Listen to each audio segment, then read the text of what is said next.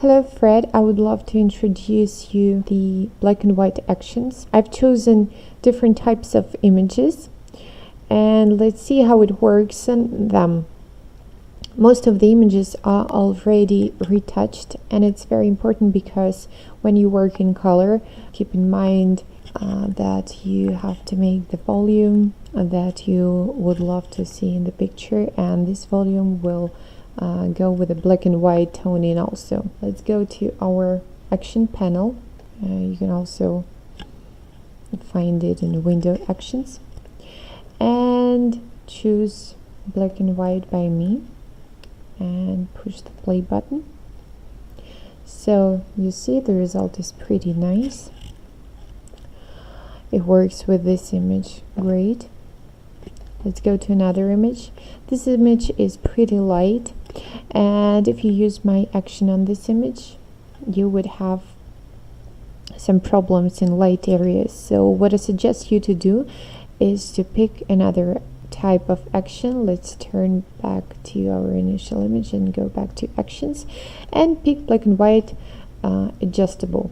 So when you push play, you can see that here some panels appear, and let's work in channel mixer. I put constant a little bit to the left. I lower it so the image would be darker, and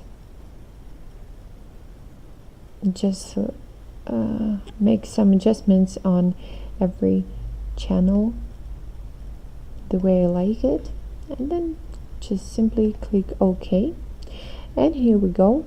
We have this nice result. So let's go to another image. Here I think that the regular action will work. Yes, it does. Let's try black and white light for the lighter images. Works good. Here I would pick the regular one.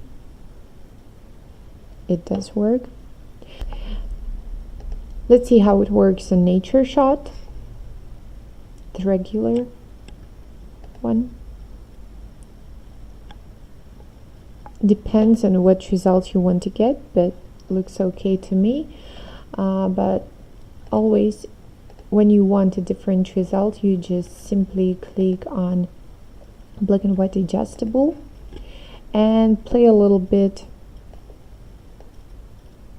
with the channels and see how it works.